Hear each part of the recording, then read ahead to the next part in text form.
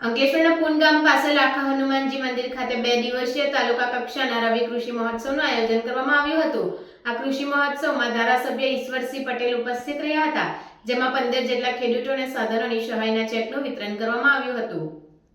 અંકલેશ્વર તાલુકાના ખેડૂતોને રવિ સિઝનમાં રવિ પાકો વિશે આધુનિક કૃષિ તાંત્રિકતા અને માર્ગદર્શન, સરકારની ખેડૂતલક્ષી વિવિધ સહાય યોજનાઓ અંગે માહિતી મળી શકે તે હેતુસર અંકલેશ્વર તાલુકા ખેતીવાડી વિભાગ દ્વારા પૂનગામના લાખા હનુમાનજી મંદિરના પંટાંગણ ખાતે તારીખ 6 ડિસેમ્બરથી તારીખ 7 ડિસેમ્બર સુધી 2 દિવસીય રવિ કૃષિ મહોત્સવનું આયોજન કરવામાં આવ્યું છે।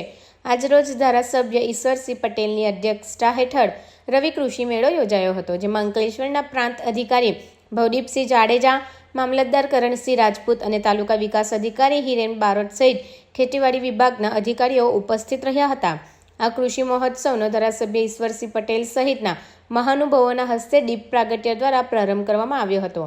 આ કૃષિ મેળામાં ખેતીવાડી વિભાગ દ્વારા ખેડૂતલક્ષી વિવિધ સ્ટોલ ઊભા કરવામાં આવ્યા હતા, સાથે આરોગ્ય વિભાગ દ્વારા પણ સ્ટોલ ઊભા કરવામાં આવ્યા હતા। આ 2 દિવસીય કૃષિ મહોત્સવમાં ધારાસભ્ય ઈશ્વરસિંહ સહિતના મહાનુભાવોના હસ્તે તાલુકાના 15 જેટલા ખેડૂતોને ખેતી અંગેના સાધનોની સહાયના ચેકનું વિતરણ કરવામાં આવ્યું હતું। આ પ્રસંગે તાલુકા પંચાયતના પ્રમુખ પુષ્પાબેન પટેલ, જિલ્લા પંચાયતના સભ્ય ભરતભાઈ પટેલ, તાલુકા પંચાયતના સભ્યો અને મોટી સંખ્યામાં ખેડૂતો ઉપસ્થિત રહ્યા હતા। ગુજરાત રાજ્યની અંદર આજથી રવિ કૃષિ મહોત્સવનો પ્રારંભ થઈ રહ્યો છે, ત્યારે રાજ્યના 248 તાલુકા અને એક રાજ્યકક્ષાનું આમ કુલ મળીને 249 જેટલા કૃષિ મહોત્સવો 6 અને 7 તારીખ 2 દિવસ યોજાઈ રહ્યો છે, ત્યારે ખેડૂત મિત્રોને પણ અનેકવિધ લાભો મળે એ માટેના સરકારના પ્રયત્નો હતા કે આર્થિક રીતે પગભર થાય એના માટે ખેડૂતોને ડાંગર માટે હાર્વેસ્ટર માટેનું એના માટે પણ 8 થી 10 લાખ રૂપિયાની સહાય આપી રહ્યા છે। આજે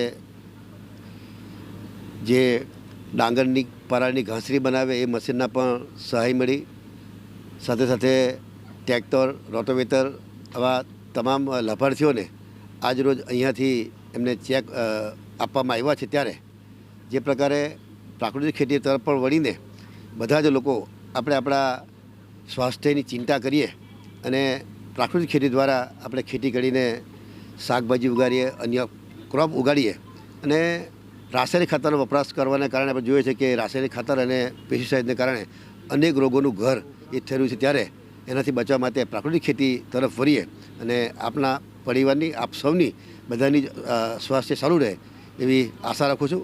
આપ સૌનો આભાર। મારું નામ આકાશભાઈ જીવાભાઈ વસાવા, હું શક્કરપુર ગામનો ખેડૂત છું।